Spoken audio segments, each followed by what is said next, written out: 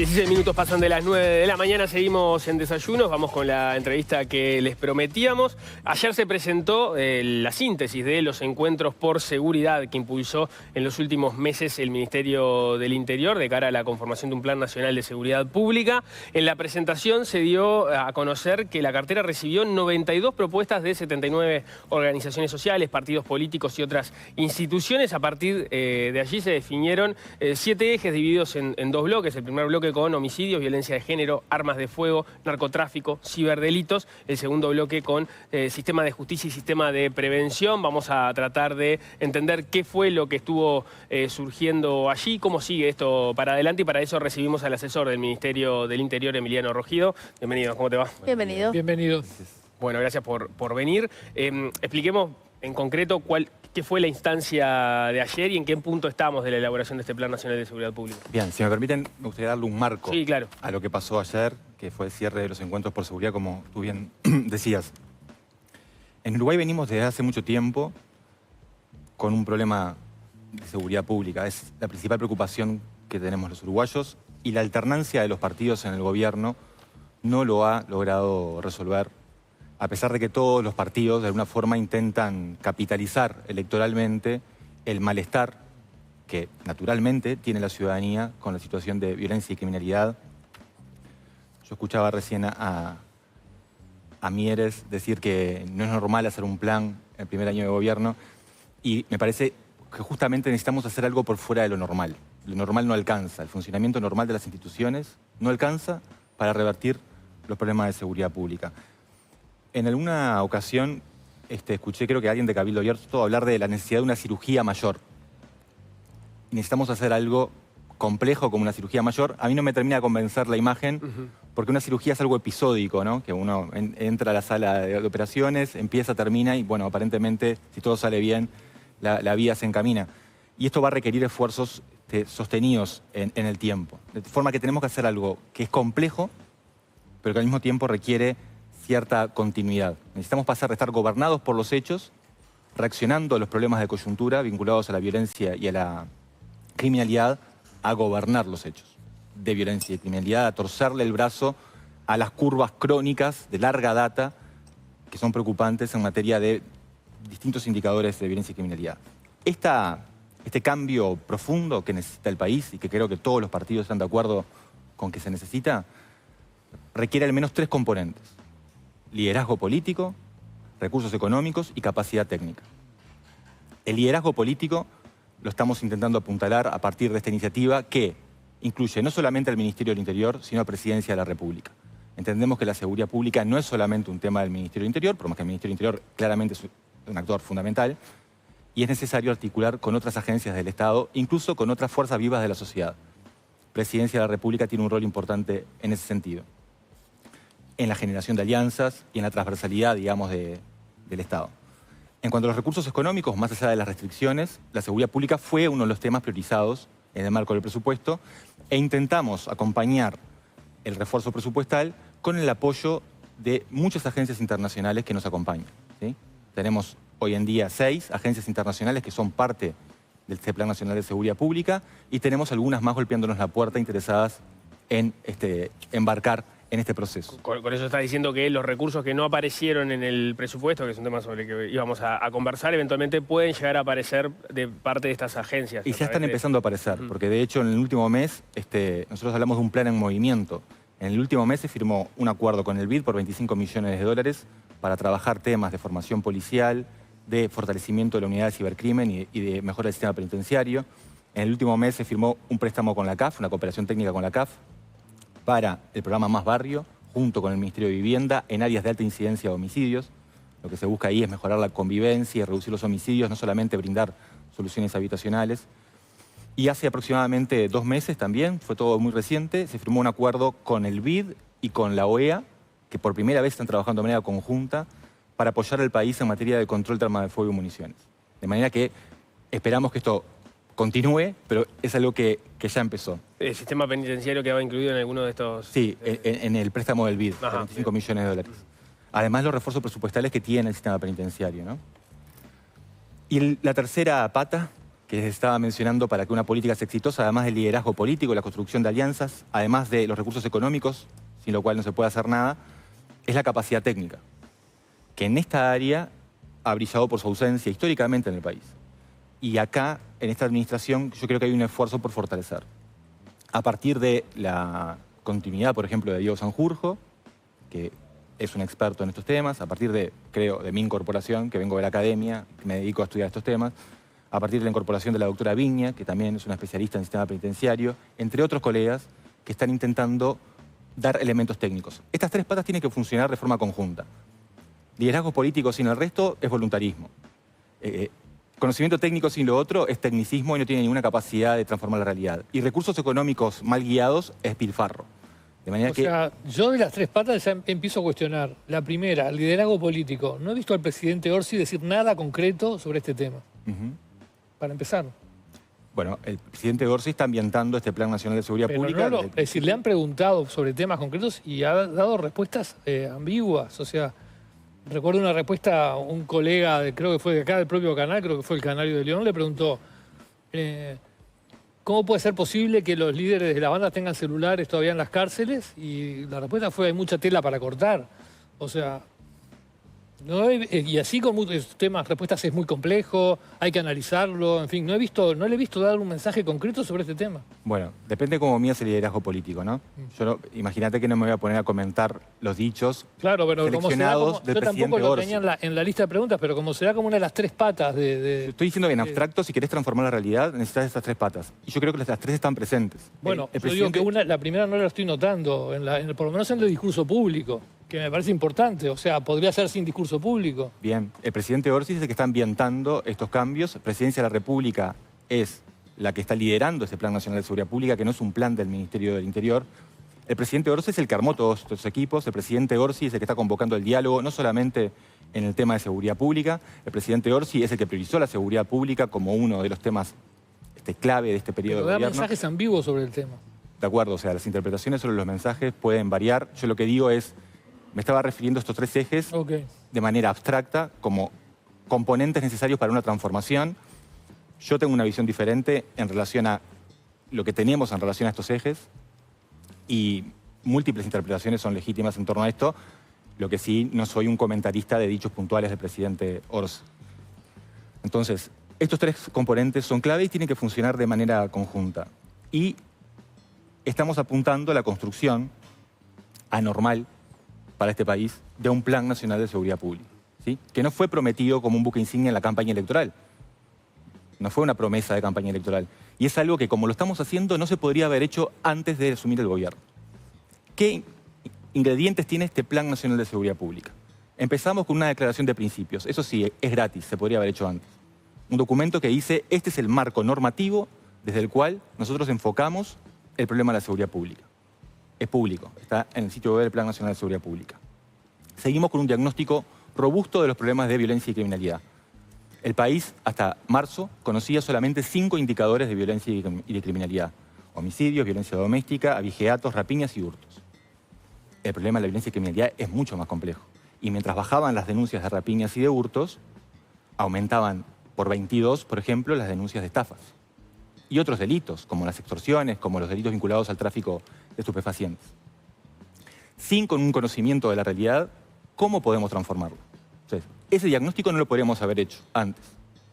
Yo ni siquiera estaba antes. Digo, no se podría haber hecho antes porque no teníamos acceso a los sistemas de información. No se hacían públicos. Estaban los sistemas de información, no se depuraban los datos y no se publicaban los datos. De manera que sin ver es difícil transformar la realidad.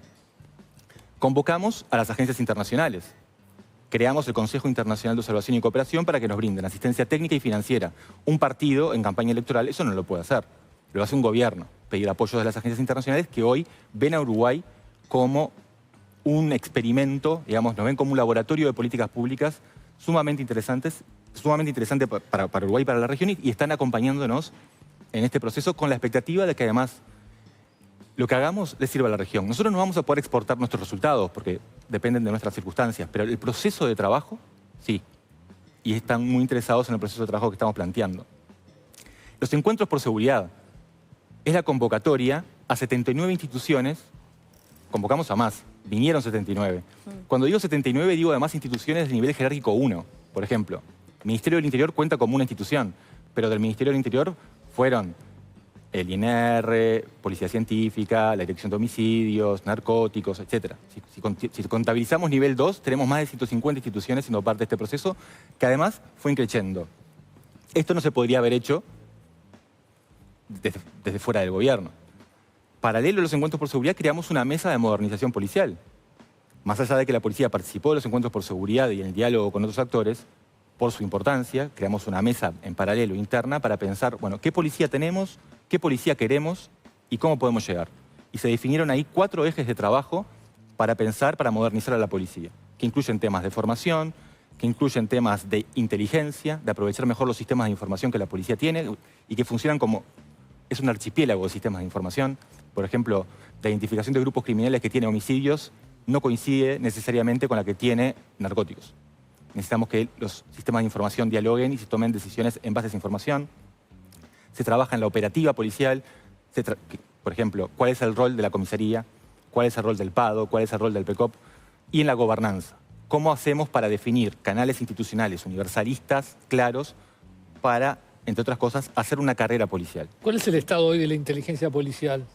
Me llama siempre la atención, por ejemplo, cómo las bandas, las barras de los clubes grandes siempre logran eludir todos los esquemas de seguridad.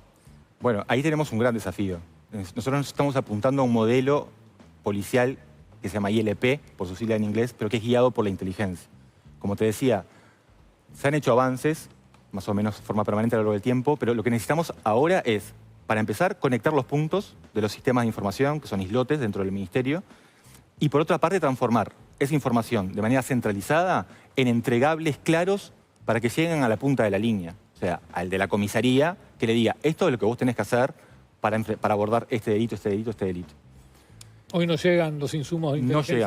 No llegan los insumos. Entonces necesitamos, primero, procesar y sistematizar la información de manera centralizada y, segundo, dar entregables y productos ajustados a las necesidades de cada usuario. El Ministerio del Interior es muy grande, es muy complejo, tiene más de 30.000 funcionarios con diferentes funciones, con diferentes intereses. Entonces, orientar desde el punto de vista de la información el trabajo de los demás con entregables ajustados a esas necesidades y a ese usuario es algo que tenemos que hacer.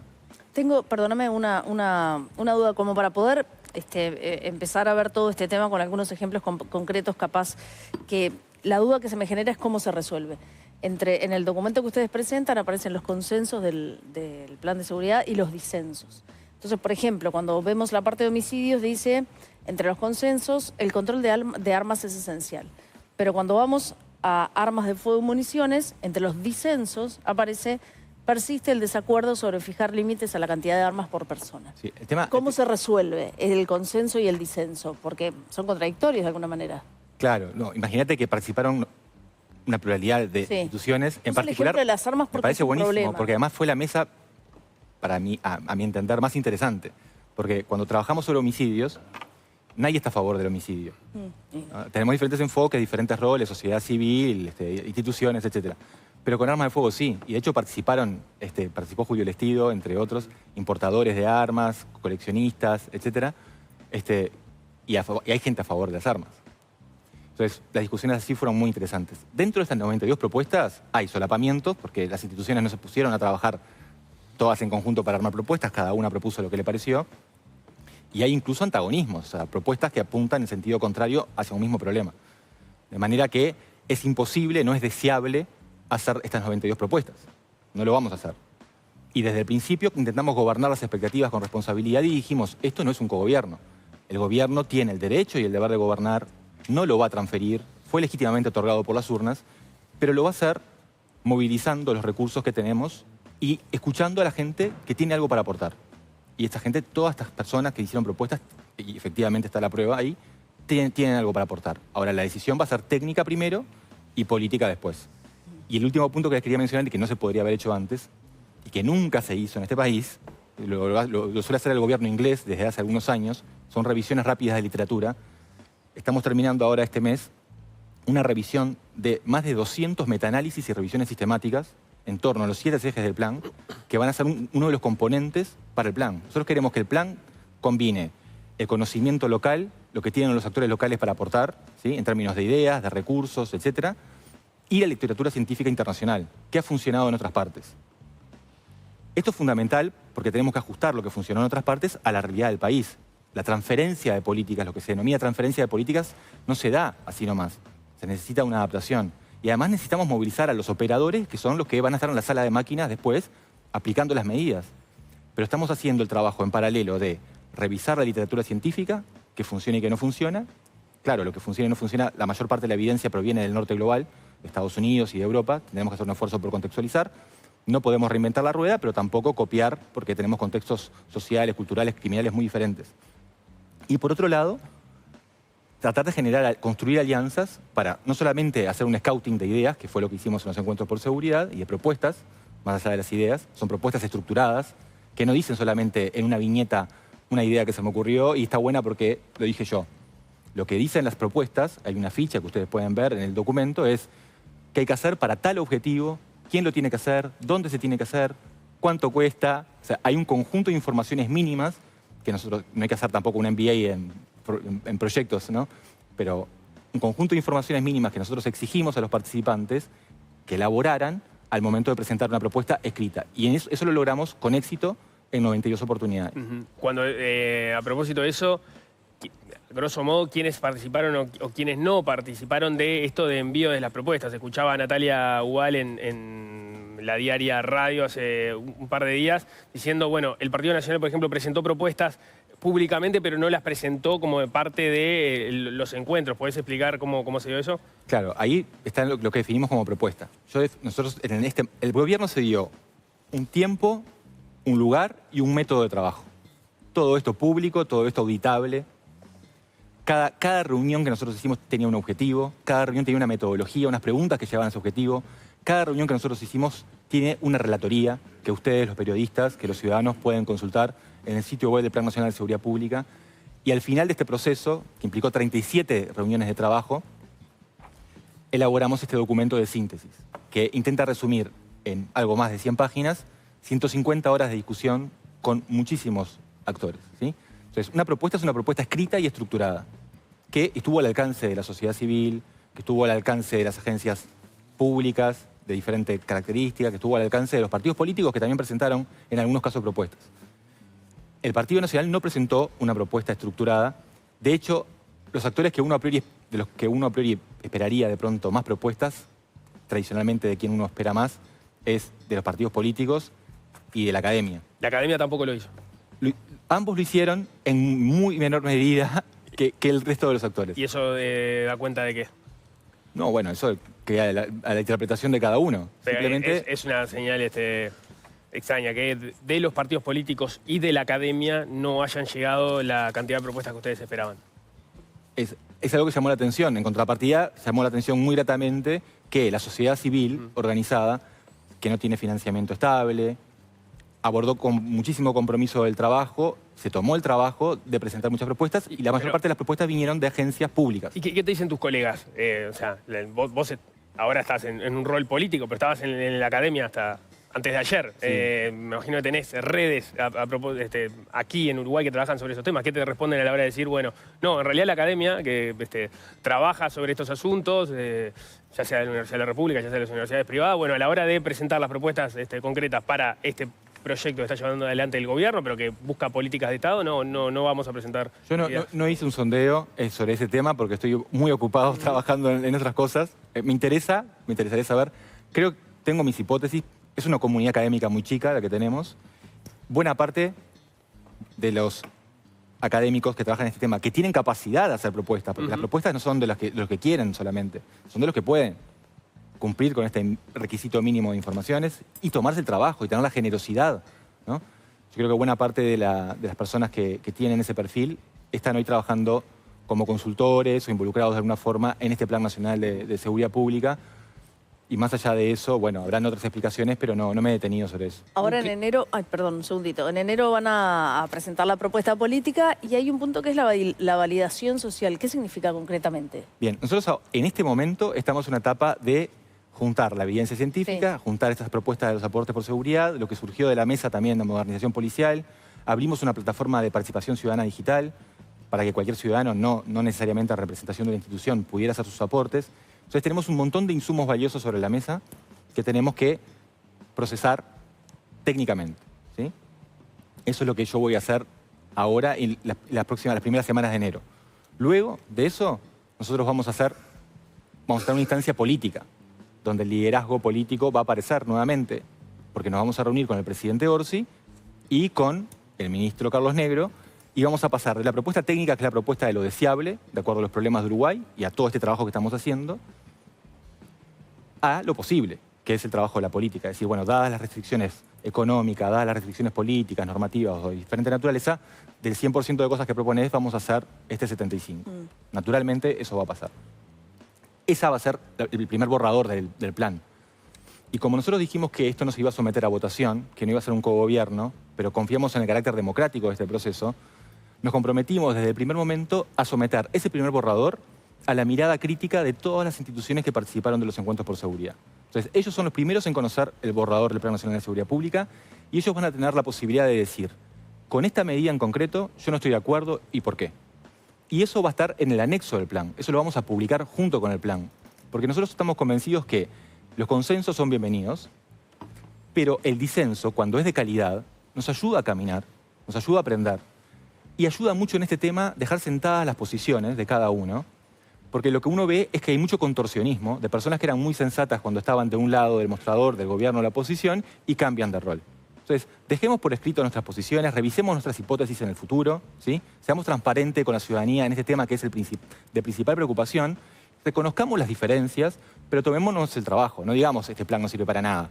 Digamos, bueno, ¿usted no está de acuerdo con qué? Dígamelo que yo se lo voy a poner en el anexo, no solamente para mí, o sea, para que la ciudadanía pueda auditar las posiciones que tienen todos los actores relevantes. ¿Bukele es el modelo a analizar, como dijo quien lidera este proceso, el presidente Orsi? ¿En qué sentido? Bien, lo dijo en el sentido del modelo a analizar en materia de seguridad. Sí, pero eso dio lugar a múltiples interpretaciones, ¿no? Por eso pregunto. Entonces, depende de la interpretación que uno le dé la respuesta a la pregunta. Yo lo interpreté de una manera, A ver. entiendo que hay otras interpretaciones legítimas, ¿sí?